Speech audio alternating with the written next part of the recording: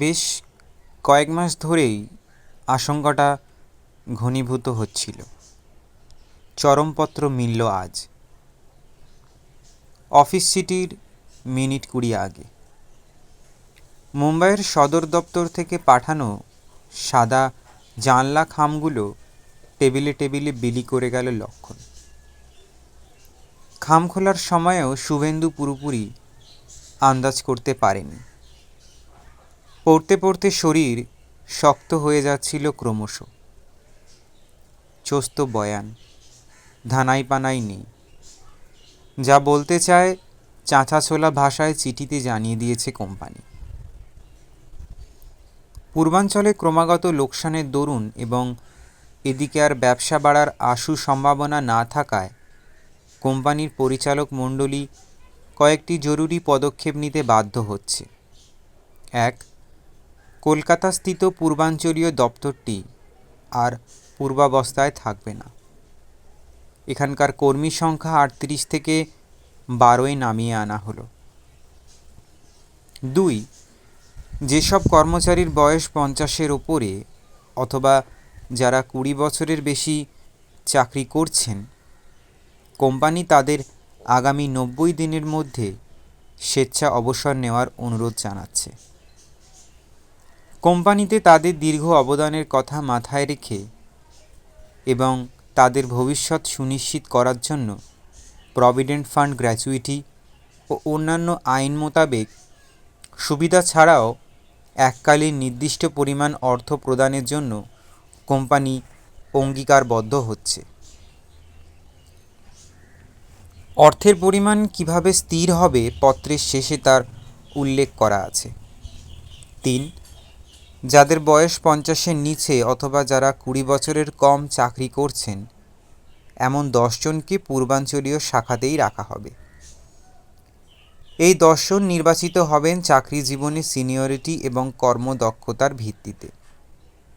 4. Peon ব্যতীত এই শাখার বাকি কর্মচারীদের মুম্বাই সদর দপ্তর এবং হায়দ্রাবাদ শাখায় বদলি করার সিদ্ধান্ত নেওয়া হলো। কে কোথায় যোগ দিতে ইচ্ছুক তা 15 দিনের মধ্যে মুম্বাই সদর দপ্তরে জানানো আবশ্যিক। 5. পূর্বাঞ্চলীয় দপ্তরের শাখা প্রধানকে আপাতত ওই দপ্তরেই কাজ চালিয়ে যেতে নির্দেশ দেওয়া হচ্ছে। এরপর 2 লাইনের শুকনো ভদ্রতা। উপরোক্ত সিদ্ধান্তগুলির জন্য কোনো কর্মচারীর যদি অসুবিধা ঘটে, কোম্পানির পরিচালক মণ্ডলী তার জন্য আন্তরিক দুঃখিত। প্লিজ বেয়ার উইথ আস।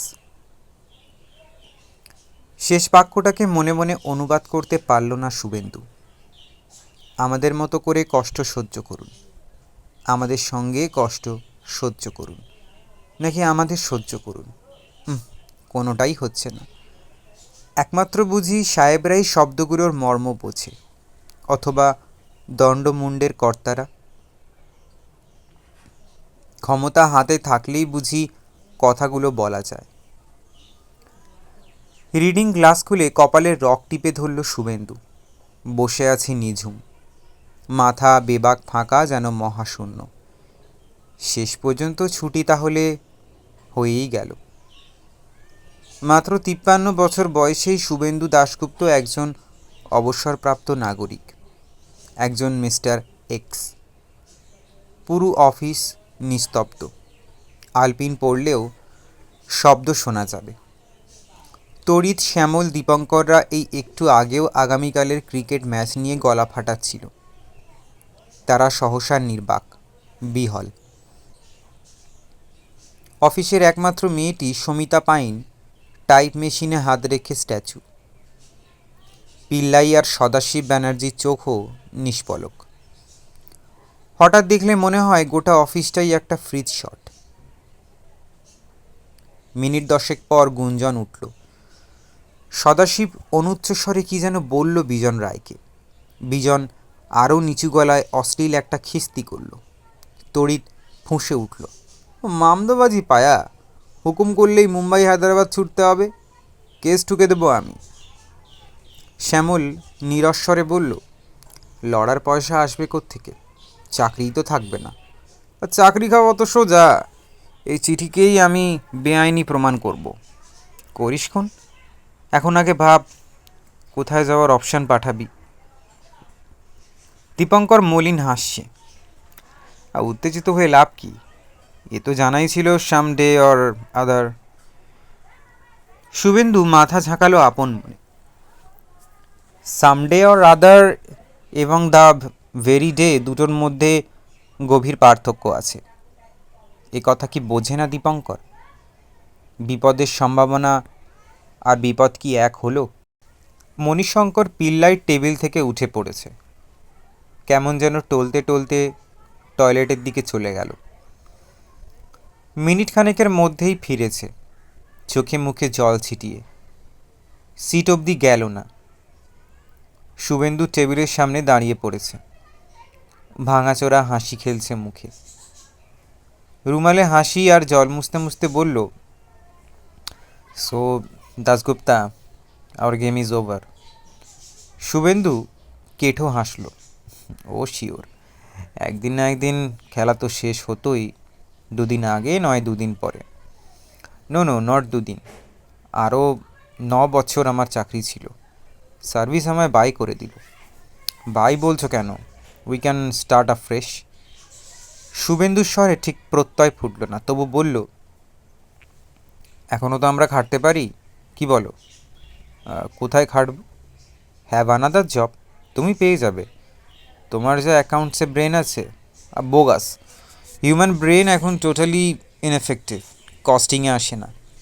কম্পিউটারে ডাটা ফিট করলে সে আমাদের চেয়ে অনেক ভালো অ্যাকাউন্টস করে দেবে। আর লোক নিলেই বা আমার চান্স কোথায়? 1000 অফ ছেলে বেকার। আমার ছেলে তো বিকম করে সিম্পলি লয়টারিং। সেদিন একটা ইন্টারভিউ দিয়ে এলো, অনলি 1400 অফার কুটিয়ে। কি বলবো, কম্পিউটার ট্রেনিং আছে তাও। পিল্লাইয়ের ছোটোখাটো চেহারাটা গুটিয়ে গেছে যেন, জোরে জোরে মাথা দোলাচ্ছে। ক্যালকাটা এখন totally dry. Nothing is left in Calcutta excluding the lefts. এত উদ্বেগের মধ্যেও শুভেন্দু হেসে ফেলল। Well said. তোমার তো তাহলে কোট্টায়ামে পালিয়েও লাভ নেই। লেফট তোমার পিছু ছাড়বে না। কোয়াট্টামে যাব কেন? লাস্ট 34 ইয়ার্স আমি ক্যালকাটায় আছি। It's my home now. এখন কেরালায় নিজেকে ফিটি করতে পারবো না। মোরওভার ওখানেও তো আমি একজন 50+ ম্যান। সামনের চেয়ারে বসে পড়ল পিল্লাই। হাই মাউনাস পাওয়ার চশমার আড়ালে এই অক্ষিগুলো কেমন অস্বচ্ছ লাগে। বড় একটা শ্বাস ফেলে বলল, বিলিভ মি, গোল্ডেন হ্যান্ডশেক হবে বুঝেছিলাম, কিন্তু গোল্ডেন নয়, আয়রন। সদাশিব পাশের টেবিল থেকে কথা শুনছিল, বলে উঠল, দেয়া থোয়াগুলো স্টাডি করে দেখেছেন? 3 লাখের বেশি কম্পেশন জুটবে না। দ্যাট মিন্স পিএফ টিএফ নিয়ে অ্যারাউন্ড। আমার একটি মেয়ের বিয়ে দিতে 2 লাখের ওপর গেছে। সদাশিবের গলা নিমতেত। এখনও দুটো বাকি। শুভেন্দু বলে ফেলল, এ খরচা অবশ্য আপনার চাকরি থাকলেও ছিল ব্যানার্জি। দুটো কি এক? সার্ভিস থাকলে লোন করা সহজ। সেই লোনের একটা ক্রেডিবিলিটি থাকে, সিকিউরিটি থাকে। এখন আমায় কে ধার দেবে? শুভেন্দু মনে মনে বলল, লাইন দিয়ে মেয়ে পয়দা করার সময় এগুলো ভাবা উচিত ছিল। মুখে বলল, মেয়ের বিয়ে করে উতলা হয়ে লাভ নেই ব্যানার্জি। কষ্ট করে লেখাপড়া শেখাচ্ছেন, ওরা চাকরি বাকরি করবেই, নিজেদের ম্যাচ নিজেরা খুঁজে নেবে। আপনার পক্ষে এসব বলে দেওয়া সোজা দাশগুপ্ত। নিজের মেয়ের একটি সলিড পাত্র ঠিক করে ফেলেছেন। মিসেস চাকরি করে, মোটা কামাই, মিসেসের লোনে ফ্ল্যাট হয়ে গেল, ওয়েল সেটেল লাইফ। দিব্যি পায়ের উপর পা ছড়িয়ে থাকবেন, নাটক থিয়েটার করে বেড়াবেন। একা সংসারের জাঁতা পেশা কি যে কী জিনিস, তা তো কোনোদিনও টের পেলেন না। কথাগুলো বর্ণে বর্ণে সত্যি, আবার সত্যিও নয়। স্ত্রীর যদি স্বামীর চেয়ে রোজগার বেশি হয়, আর সেই স্ত্রী যদি নন্দিতার মতো দাপুটে হয়, তাহলে স্বামীকে সারা জীবন কি পিষতে হয় তা শুধু শুভেন্দুই জানে। নিজের ভেতরটা কি সে কখনো উপড়ে দেখাতে পেরেছে কাউকে? এ এক অসহ্য ক্ষরণ, রক্তহীন, কিন্তু সর্বক্ষণ রক্তাক্ত হয়ে থাকে হৃদয়। সামনে দিয়ে স্টোরের সুকমল ঘোষ আর অনিল সাহা যাচ্ছে। কেজো পায়ে ব্রাঞ্চ ম্যানেজারের ঘরে ঢুকলো। ঘাড় ঘুরিয়ে তাদের দেখল পিল্লাই। মুখ বিকৃত করে বলল, শালারা ধার দিয়ে বেরিয়ে গেল, আর 2-3 বছর বেশি হলেই। সদাশিব বলল, ঘোষের অনেক বয়স কমানো আছে আমি জানি। ওর হায়ার সেকেন্ডারি সার্টিফিকেটটা দেখেছেন? 14.5 নাকি পাশ করেছে। আমার বাপটাই শালা গান্ডু ছিল। শালার এখন খুব তেল মারবে মজুমদারকে। লাভ নেই, কোম্পানি একবার যখন বেলপাতা শোকানো শুরু করেছে, ও শালারাও স্পেয়ার্ড হবে না। ক্রমশ তীক্ষ্ণতর হচ্ছে ভাষা। শুরু হয়ে গেছে ব্যক্তিগত আক্রমণ। এখন রোজই চলবে, টের পাচ্ছিল শুভেন্দু। এইটুকুনি তো অফিস তাদের। ইউনিয়ন নেই, অ্যাসোসিয়েশন নেই, পরস্পরের এত ঘনিষ্ঠ, এতদিন প্রায় এক পরিবারের মতো ছিল। সূক্ষ্ম রেশারেশি সত্ত্বেও আর বোধহয় সম্পর্কটা আগের মতো রইল না। তলিয়ে ভাবতে গেলে পিল্লাই সদাশিবদের আক্রোশও অর্থহীন। কোম্পানি আরও কবছর আগে সিদ্ধান্তটা নিলে মধুসূদনবাবু, সমরেন্দ্রদা এরাও হয়তো শুভেন্দুদের সম্পর্কে এই একই উক্তিগুলো করত। আর তেলমারায় কম যায় কে? সে বছর যখন দুম করে শুভেন্দুর ইনক্রিমেন্ট স্টপ করে দিল কোম্পানি, তখনকার ব্রাঞ্চ ম্যানেজারের ঘরে ফাটাফাটি করতে ঢুকেছিল শুভেন্দু। পিল্লাই মুচকি মুচকি হাসছিল সেদিন। বিজন তো নির্লজ্জের মতো লোকটার হয়ে সাফাই গিয়েছিল। সদাশিব ব্যানার্জি বা কি? কদিন আগেই মজুমদারের শাশুড়ির জন্য টিকিট কাটতে ট্রেনের বুকিং কাউন্টারে লাইন দেয়নি। পিল্লাই সিটে ফিরে যাওয়ার পর শুভেন্দু ব্যাগ কাঁধে উঠে পড়ল। ছুটি হয়ে গেছে, তবু অফিস আজ ভরপুর। এখানে সেখানে জটলা চলছে। নিখিল দাস চেঁচিয়ে ডাকল শুভেন্দুকে। দাঁড়ালো না শুভেন্দু। আর ভাল লাগছে না। বাইরে এক মায়াবী বিকেল। সূর্য পায় ডুবডুব। তার শেষ আভা মেঘে সামনের ময়দান এখন স্বপ্নের দেশ। পশ্চিমে মেঘের কুঁচি রঙের খেলা দেখাচ্ছে। মাঝ আকাশে এক সরু লম্বা সাদা রেখা। একটু আগে কোনো জেট প্লেন উড়ে গেছে বোধ হয়। ছুটি ভাঙা মানুষ, ব্যস্ত যানবাহন, দূরের গাছগাছালি, প্রতিফলিত রশ্মিতে উজ্জ্বল স্কাইকিপারের শাড়ি। ক্যানভাসে আঁকা ছবির মতো লাগে যেন। হাওয়া বইছে মৃদু মন্দ, শুকনো হাওয়া। এমন দিনে বুঝি ইচ্ছে করলেও মন খারাপ করে থাকা কঠিন। ফুটপাতে দাঁড়িয়ে শুভেন্দু একটা সিগারেট ধরালো। প্যাকেটটা দেখে নিল একবার। আর 5টা আছে। দিনে মোটামুটি 1 প্যাকেট তার বরাদ্দ। আজ রিহার্সাল নেই, মোটামুটি কুলিয়ে যাবে। এখন কি যাবে একবার গ্রুপে? বাড়ি ফিরে গেলেও হয়। দাঁড়িয়ে ফোন নাটকটার অনুবাদের কাজ কিছু দূর এগিয়ে থেমে আছে। আবার উদ্যোগ নিয়ে বসা দরকার। আজ থেকেই না হয়। কাজই শ্রেষ্ঠ ওষুধ। মনে চাপ কম থাকে। না, আজ হবে না। তিন্নি আজ সন্ধেবেলা বাড়ি থাকবে না। নন্দিতা যদি ফিরে দেখে শুভেন্দু নাটক নিয়ে বসেছে, অমনি চটাস চটাস মন্তব্য শুরু হয়ে যাবে। শুভেন্দুও মেজাজ ঠিক রাখতে পারবে না আজ।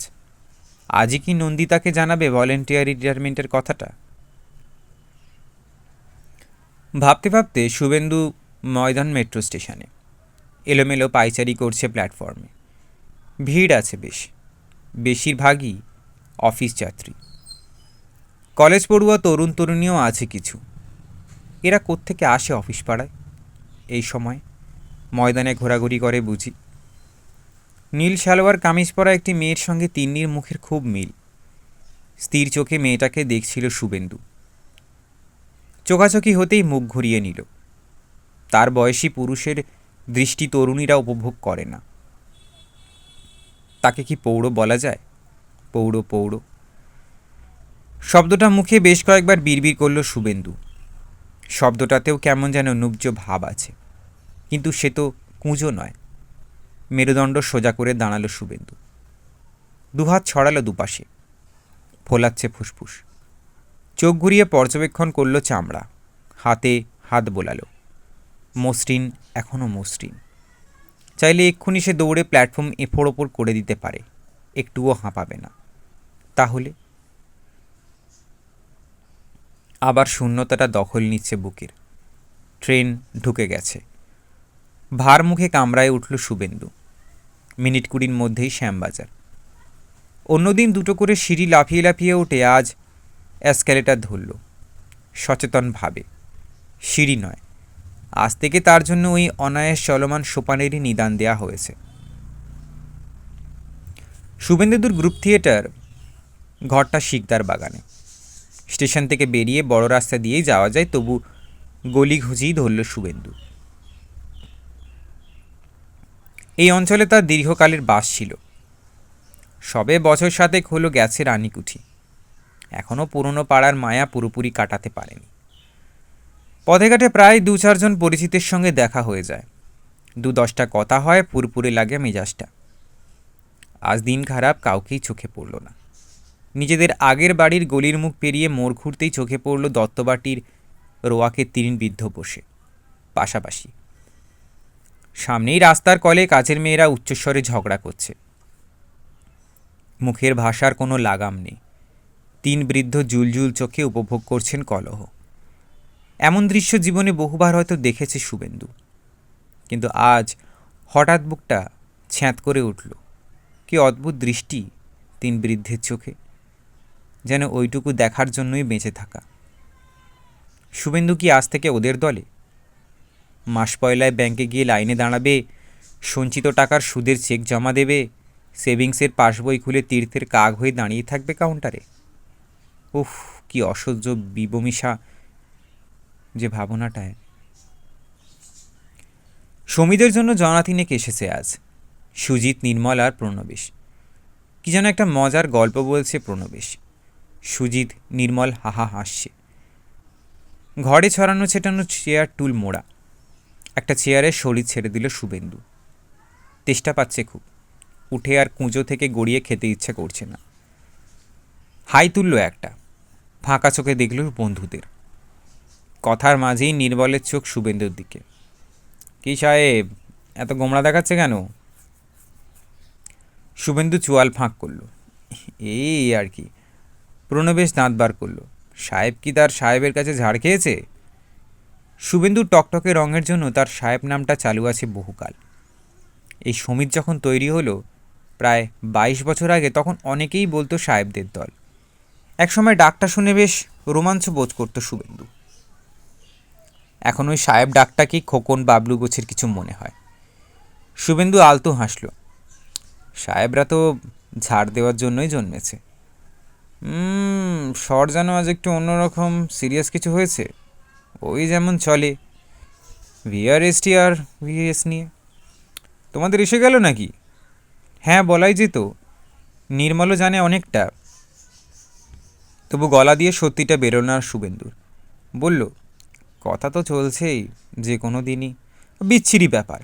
আমার ভাইয়েরার তো আরও অ্যাকিউট প্রবলেম। চাকরি করে যাচ্ছে, মাইনে পাচ্ছে না। এই তো কদিন আগে নভেম্বরের স্যালারি মিলল, তাও ইনস্টলমেন্টে। হাঁড়ির হাল হয়েছে বেচারার। ফ্ল্যাট ট্যাট কিনে একেবারে লেজে গোবরে। সুজিত সিগারেট ধরিয়েছে। মাত্র 35-36 বয়স। শুভেন্দুদের থেকে ঢের জুনিয়র। 7 বছর হলো জয়েন করেছে গ্রুপে। পরপর 2টো প্রোডাকশনেই মেন রোল। ইদানিং তার কথাবার্তায় চাপা ঔদত্তের সুর শোনা যায়। টিভি সিরিয়ালেও কাজ করেছে কিছু। রাস্তাঘাটের দর্শকরা তাকে চিনতে পারে। হয়তো সেটাও কারণ। এক মুখ ধোঁয়া ছেড়ে সুজিত বলল, সাহেবদের ভাবনা কি, বৌদি আছেন, সব সামলে নেবেন। নির্মল প্রায় সঙ্গে সঙ্গেই বলে উঠেছে, সংসার চলাটাই কি সব? সাহেবের মতো একটা ভাইটাল মানুষ, ম্যান অফ অ্যাক্টিভ হ্যাবিটস, দুম করে বসে যাবে? বসে যাবেন কেন? গ্রুপের জন্য আরও বেশি করে টাইম দেবেন। ও দেখি সারাটা দিন কাটে, প্লাস নিজের আর্নিংয়ের তো একটা ব্যাপার আছে। তাহলে ছোটো পর্দায় লড়ে যান। সাহেবদার ফিগার এখনও দারুণ। পুলিশ টফিসারের রোলে সাহেবদাকে লুফে নেবে। আরে দাদা, আমরা গ্রুপ থিয়েটারেই তো এখন টিভির দখল নিচ্ছি। ডেপমি করো না তো হে ছোকরা। সকাল থেকে সন্ধে অবধি সঙ্গের মতো বসে থেকে অশিক্ষিত ডিরেক্টর এগুলোর সামনে হাত কচলে জোটে তো মাত্র 200-500। তার জন্য ছুটবে আমাদের সাহেব? Are you mad? না, উনি তো আর্নিংয়ের কথা বলছিলেন। তো যার যা ট্যালেন্ট আছে তাই ভাঙিয়ে রোজগার করুক। একটু নাম হয়ে গেলে তো সাহেবদার সেধে নিয়ে যাবে, তখন কিন্তু রোজগার খুব মন্দ নয়। রথিনদার এখন কত আর্নিং জানেন? দুখানা মেগা সিরিয়াল টেনে দিচ্ছে। দধিচিতে এর 100 ভাগের 1 ভাগ পয়সা কখনো চোখে দেখেছে রথিনদা? শোনো সুজিত, তোমাকে একটা কথা স্পষ্ট করে বলি, নাটক করতে আমরা ভালোবাসি, অভিনয় এটা আমাদের প্যাশান বেছে পেট চালাবো, আমরা সেই স্কুল অফ থটের মানুষ নই। ভবিষ্যতে কখনো তুমি এরকম কথা আমাদের সামনে উচ্চারণ করবে না। নির্মলের আকস্মিক কড়া কথায় হকচকিয়ে গেছে সুজিত। আমতা আমতা করে বলল, এটা কিন্তু আপনাদের বাড়াবাড়ি। অভিনয় ইজ অভিনয়, সে স্টেজেই হোক কি পর্দায়। বললাম তো আমরা তোমার পাঠশালায় পড়ি না। সুজিত তবু গোয়ারের মতো বলল, আপনারা বাসবেন্দ্রদাকে এই কথা বলতে পারবেন? একটু থমকালো নির্মল। বাসবেন্দ্র বসুরায় তাদের সমিতির পরিচালক কর্ণধার। সম্প্রতি ছোট পর্দায় একাত্ম অভিনয় করছে বাসবেন্দ্র, বড় পর্দাতেও। স্পর্শকাতর প্রসঙ্গটা বুদ্ধি করে এড়ালো নির্মল। বলল, আমাদের গ্রুপের লোকের তো অন্য কোথাও অভিনয় করতে বাধা নেই, কারোরই না। তেমনি কোথাও কোথাও না অভিনয় করার স্বাধীনতাও আমাদের আছে, তার সপক্ষে যুক্তিও আছে। সেটাকে অন্তত তুমি সম্মান করার চেষ্টা করো। সুজিত গুম হয়ে গেল। প্রণবেশ একখানা ম্যাগাজিন বার করে পড়ছে, মাথা গলাচ্ছে না। ঢোকার সময় পাশে চায়ের দোকানটাতে হাত নেড়ে এসেছিল শুভেন্দু। বাচ্চাটা কেটলি হাতে ঢুকেছে। প্রত্যেকের হাতে গরম ভাঁড় ধরিয়ে দিল। শব্দ না করে ভাঁড়ে চুমুক দিল শুভেন্দু। মনে মনে নির্মলের প্রতি কৃতজ্ঞতা বোধ করছিল। নির্মল ঠিক বুঝতে পেরেছে হঠাৎ বেকার হলে কোন জায়গাটায় বিঁধবে শুভেন্দু। নন্দিতার রোজগারের প্রসঙ্গটা ঘুরিয়ে দিয়েও ভালো কাজ করেছে। সেই কবে কলেজে পড়ার সময় কফি হাউসে নির্মলের সঙ্গে পরিচয়। নিজের লিটল ম্যাগাজিনে তখন বোঁদ হয়ে থাকতো নির্মল, চমৎকার কবিতা লিখত। শুভেন্দুও তখন হাত মোক্ষ করছে।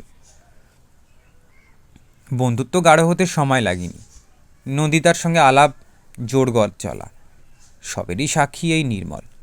ভাঙতে ভাঙতেও নন্দিতার সঙ্গে সম্পর্কটা কেন টিকে গেছে তাও নির্মলের জানা। কোণের ভাঙা প্যাকিং বাক্সে শূন্য চায়ের ভাঁড় ছুলে দিল নির্মল। চলি আজ? শুভেন্দু বলল, এত তাড়াতাড়ি উঠছো যে? বাড়িতে একটা ফোন আসবে 7টা থেকে 7:30টার মধ্যে। বাসবেন্দ্র আজ আসবে না? না, ওর একটা বিয়ে বাড়ি আছে। প্রণবেশ চোখ তুলল। তাহলে আমিও উঠি প্রণবেশ, তোমরা তাহলে বসো। বেরিয়ে এসে শুভেন্দু সিগারেট ধরালো, একটা নির্মলকেও দিল। হালকা গলায় বলল, তুমি হঠাৎ সুজিতের ওপর অত ক্ষেপে গেলে কেন? ওকে একটু করকানোর দরকার ছিল, বড় ছোট জ্ঞান নেই। ও কিন্তু বাসবেন্দ্রর খুব পেয়ারের, সব রিপোর্ট করবে। So bloody what! বাসবেন্দ্র ওকে মাথায় তুলেছে বলেই তো আমার ওকে ঝাড়া দিচ্ছে হলো। বাসবেন্দ্র বুঝুক আমরা ওর স্ট্যান্ডগুলো লাইক করছি না। মনে আছে সুপ্রিয়াকেও কেমন মাথায় তুলেছিল? Ultimately what did Sumit gain? সে এখন মধুখরার হয়ে স্টেজ কাঁপাচ্ছে আর সর্বত্র সমিদের কুচ্ছ গেয়ে বেড়াচ্ছে। বাসবেন্দ্র অনেক বদলে গেছে। তুমি আজ একটা ব্যাপার লক্ষ্য করেছো? প্রণবেশ ওয়াজ টোটালি সাইলেন্ট, অথচ তার আগে খুব হ্যাঁ হ্যাঁ করছিল। নিজেও সিরিয়াল করে তো তাই? না, ওর মধ্যে একটা সাইকো ফ্যান্সি গ্রো করছে। বাসবেন্দ্র হচ্ছে এখন ওর ডেমি গড। বাসবেন্দ্রর প্রিয় পাত্রকে আঘাত করা মানে বুঝতেই পারছো, অথচ আমাদেরও মুখের ওপর কিছু বলতে পারছে না। শব্দ করে হাসল নির্মল, পরক্ষণেই গম্ভীর হয়ে গেল। এই অ্যাটিটিউডটা আমার ভালো লাগছে না সাহেব। যতদিন গ্রুপ ছোট ছিল ঠিক ছিল, now we are not that small. এখন আমাদের গ্রুপের পলিসি মোটো সব রিভিউ করার দরকার। তোমার কি মনে হয়? শুভেন্দু মাথা নাড়ল। একদিন টোটাল গ্রুপ নিয়ে বসতে হবে। টাউন স্কুলের উল্টো দিকে এসে দাঁড়িয়ে গেল দুই বন্ধু। নির্মল ঘড়ি দেখলো একবার, জিজ্ঞেস করলো, তুমি কি এখন স্টেট বাড়ি? কোথায় আর যাব, কোটা বাঁধা আছে না। চলো না আমার ওখানে একটু আড্ডা ফাড্ডা মারি। মঞ্জুরি সেদিনও বললো সাহেবদা আমাদের ভুলেই গেছে। তোমার তো আবার কী সব ফোন টোন আসবে। আরে ধুত, আমার এক কলেজ লিক করবে, কলেজের একটা ফালতু ইস্যু নিয়ে। চলো চলো। একটু ইতস্তত করে শুভেন্দু রাজি হয়ে গেল। সত্যি বলতে কি তাড়াতাড়ি ফিরে একা আজ নন্দিতার মুখোমুখি হওয়ার কোনো মানেই হয় না। সময় কাটলো বেশ। মঞ্জুরি দারুণ খুশি, ছাড়তেই চায় না। শুভেন্দু বেরোলো রাত 9:30। বাড়ি ফিরে দেখলো লিভিং রুমের বড় আলো নেভানো, স্ট্যান্ড ল্যাম্প জ্বলছে। আলো আঁধারের আবছায়া মেখে সোফায় বসে আছে নন্দিতা, টিভিতে নিমগ্ন। বাড়ি ঢোকার সময় চাপটা ফিরে এসেছিল আবার। নন্দিতাকে দেখে হৃদস্পন্দন বেড়ে গেল শুভেন্দুর। কণ্ঠস্বর যথাসম্ভব অচঞ্চল রেখে শুভেন্দু জিজ্ঞাসা করল, তিন্নি কি ফিরেছে? সোফার আবছায়া সামান্য কাঁপল। কখন ফিরল? তোমার আগে, টাইম দেখিনি। শুভেন্দুর গলা পেয়ে ঘরের দরজায় উঁকি দিয়েছে তন্নিষ্ঠা। হাতের ইশারায় ডাকলো শুভেন্দুকে। মেয়ের ঘরে এসে বাঁচলে শুভেন্দু। কিরে, আমার ড্রেসটা কেমন হয়েছিল দেখো। তন্নিষ্ঠা হাতে আঁচল ছড়িয়ে দিল। বলো কেমন লাগছিল? গাঢ় দৃষ্টিতে মেয়েকে নিরীক্ষণ করল শুভেন্দু। ঘন নীল কাঞ্জিবরম পড়েছে তিন্নি, গলায় মুক্তোর নেকলেস, কানে মুক্তো, হাতে মুক্তো, খোঁপায় জুইমালা, কপালে ছোট্ট টিপ। মুখে গোলাপি আভা ফুটছে তিন্নির। এ নিশ্চয়ই মেকআপের নয়। তিন্নির চোখের মনে কি এত কাজল কালো? শুভেন্দুর বুকটা ঢিপ ঢিপ করে উঠল। শাড়ি পরলে মেয়েটাকে এমন নন্দিতা নন্দিতা লাগে কেন? তন্নিষ্ঠা অধৈর্যভাবে বলল, কি বলো? মার্ভেলাস, পারফেক্ট, মুক্তোটা দারুণ লাগছে। তন্নিষ্ঠা ঠোঁট পোটালো। মা বলল মুক্তোটা নাকি শাড়ির সঙ্গে ম্যাচই করেনি। মার কথা বাদ দে, মেয়েদের ড্রেসের আসল সমজদার হলো পুরুষরা। এ তোর মা জানেই না। কথাটা মনে ধরেছে তন্নিষ্ঠার। ঝলমলে মুখে বলল, অভিমন্যুও খুব প্রশংসা করছিল। সে কে? ও একটা পাগলা পাগলা ছেলে, মালবিকার বরের বন্ধু, গন্ধের কারিগর। সেটা কি জিনিস? পারফিউম তৈরি করে, নিজের ফ্যাক্টরি আছে, কেমিস্ট্রিতে এমএসসি, একটা ল্যাবরেটরিতে কাজ করতো, কী সব ঝগড়া টগড়া করে ছেড়ে দিয়ে আমাকে আজ পারফিউম প্রেজেন্ট করেছে একটা, দেখবে। বলেই তন্নিষ্ঠা ড্রেসিং টেবিল থেকে একটা শিশি তুলে বাড়িয়ে দিয়েছে। শুভেন্দু দেখল শিশিটা, বিশেষত্বহীন চেহারা, ভেতরের তরলটা একটু বেশি হলুদ। নামটা মন্দ নয়, ডিউ ড্রপ। মুন ড্রপ থেকে ঝেড়েছে বোধ হয়। নাকের কাছে এনে শুকলো একটু। গন্ধটা তো খুব চড়া রে। হ্যাঁ, গ্রাম বাংলায় বেচে তো। শিশিটা নিয়ে ড্রয়ারে ঢুকিয়ে দিল তন্নিষ্ঠা। গন্ধটা আমারও ভালো লাগেনি, হাতে করে দিল, রিফিউজও করা যায় না। শুভেন্দু বলল, তোর মালবিকার বিয়ে এপিসোড তাহলে ওভার? Very much over. ওরা কালই হানিমুনে বেরিয়ে যাচ্ছে লোলেগাঁও। সামনের বছর তুমিও এই সময় যেও। শুভেন্দু মেয়ের গালে ছোট্ট টোকা দিল। জায়গা চুজ করে রেখেছিস? সৌনকের ইচ্ছে সুইজারল্যান্ড, আমার ইচ্ছে ডায়মন্ড হারবার। তন্নিষ্ঠা পিক পিক হাসছে। দেখি মাঝামাঝি কোথায় রফা হয়। দরজায় নন্দিতার ছায়া। বাপ মেয়ের আহ্লাদীপনা চলবে নাকি বাপের কিছু মুখে তোলা হবে? শুভেন্দু সিঁটিয়ে গেল সামান্য, বলল, তাও আমি আসছি। দয়া করে এসো, সকালে আমার অফিস কাছারি থাকে, রাত করে শুলে আমার অসুবিধা হয়। শুভেন্দুর ফুসফুসে যেটুকু খুশির বাতাস জমেছিল বেরিয়ে গেছে। নন্দিতা সরে যাওয়ার সঙ্গে সঙ্গে মেয়ের ঘর থেকে বেরিয়ে আসছিল। কীভাবে ফিরে এলো? হঠাৎ মেয়ের মুখের সামনে দুটো আঙুল নাচাতে শুরু করেছে। এই তিন্নি, ধর তো একটা। তন্নিষ্ঠা বিস্মিত হয়ে বলল, কেন, কি হবে? ধন না। শুভেন্দুর দিকে তাকাতে তাকাতে খপ করে মধ্যমাটা চেপে ধরেছে তন্নিষ্ঠা। মুহূর্তে শুভেন্দুর মুখ খুশিতে ভরে গেল। বাঁচালি মানে? তোর মাকে আজ বলতে হবে না। কি আছে একটা কথা? ভাবছিলাম আজ জানাবো, না পরে জানাবো। কি কথা? হেঁয়ালি করো না, বলো না। শুভেন্দু গলা নামালো। অফিসে আজ আমার গোল্ডেন হ্যান্ডশেকের ফতোয়া এসছে। 3 মাসের মধ্যেই ছুটি। পলকে তন্নিষ্ঠার মুখখানা শুকিয়ে ছোট্ট হয়ে গেল। প্রায় আর্তস্বর ছিটকে এসেছে। মানে তোমাকে বসিয়ে দিচ্ছে? চুপ চুপ। মেয়ের মুখে হাত চাপা দিল শুভেন্দু। চেঁচাচ্ছিস কেন? এইমাত্র ডিসিশন হয়েছে না, তোর মা আজ জানবে না। তন্নিষ্ঠা ফ্যালফ্যালে চোখে তাকিয়ে আছে। শুভেন্দু মুখ ঘুরিয়ে নিল। মেয়েকে চোখের জল না দেখানোই ভালো।